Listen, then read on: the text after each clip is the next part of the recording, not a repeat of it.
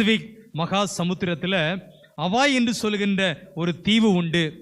அந்த தீவினுடைய ஒரு தீவாக மொலாய்க்காய் என்று சொல்கின்ற ஒரு தீவு இருக்கிறது.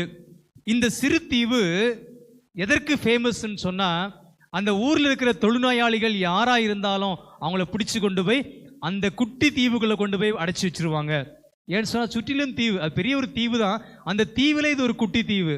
அந்த தீவில் கொண்டு போய் இந்த ஹவாய் என்று சொல்கிற தீவுகளிலே உள்ள மொலாக்காய் என்று சொல்கிற தீவிலே கொண்டு போய் அடைத்து வைத்து விடுவார்கள். அவங்க அங்கே சென்று உள்ளே சென்றவர்கள் தனித்து தான் இருக்கணும். அவர்களை ஆதரிப்பதற்கு யாருமே கிடையாது. அச்சமயத்தில் தான் 1840ஆம் ஆண்டில் அந்த இடத்தில் அந்த மக்களுடைய துயரத்தை துடைப்பதற்காக ஒரு நண்பராக அருகிலே வந்தார் ஜோசப் டி வெஸ்டர் என்று சொல்கின்ற ஒரு தெய்வ மனிதர். அவருடைய இயற்பெயர் ஜோசப் டி வெஸ்டர் என்று சொல்கின்ற ஒரு மனிதர். அவருடைய இயற்பெயர் அந்த பெயராக இருந்தாலும் டாமியன் என்று சொல்கின்ற பெயரோடு அந்த தீவுக்குள்ளாக செல்கிறார். எத்தனையோ பேர் சொல்றாங்க, நீ ஏங்க போற, உன் செல்வாக்கு என்ன, உன் படிப்பு என்ன, உன் பணபலம் என்ன, உனக்கு இங்க இருக்கிற வெளியே இருக்கிற ஆள்பலம் என்ன, நீ ஏன் அங்கு செல்கிறாய் என்று சொல்கின்ற ஒரு வார்த்தை அங்கே சொல்லப்படுகிறது. ஆனால் யாரை குறித்தும் கவலைப்படாமல் அந்த தீவுக்குள் தனி ஒரு மனிதராக இந்த மனுஷன் உள்ளே செல்கிறார். அங்கே சென்று சும்மா இருக்கல, அங்க இருக்கிற தொழுநோயாளிகளுக்கெல்லாம், வீதியில் இருக்கிற மக்களுக்கெல்லாம் இல்லம் கட்டி கொடுக்கிறார்.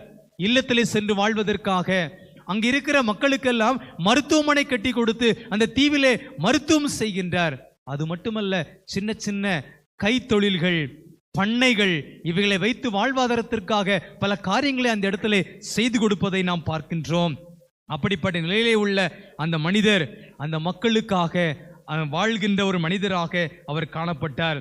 ஒரு நாள் அவர் அந்த இடத்துல இருக்கின்ற பொழுது குளிப்பதற்காக தண்ணீர் கொதிக்க வைத்து கொண்டிருக்கிறார். கொதிக்க வைத்த தண்ணீர் தன் மேல் ஊற்றிக்கொள்ளுகிறது.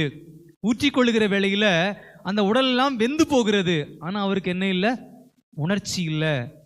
தன்னுடைய உடல் வெந்து போகிறதே என்று சொல்கிற உணர்ச்சி அவருக்கு தெரியல. காரணம் என்னன்னா, அந்த தொழுநோய் அவருக்குள்ளும் இருந்ததை அன்றைக்கு தான் அவர் உணர்ந்து கொண்டார். அவருடைய ஆசையும் அதுதான், நாம் ஒரு தொழுநோயாளியாக மாறிவிட வேண்டும். கடைசியிலே அவருக்கு சொன்ன ஒரு பெயர் தொழுநோயாளிகளினுடைய ஆயர் என்று சொல்லி அவர்களை அழைத்தார்.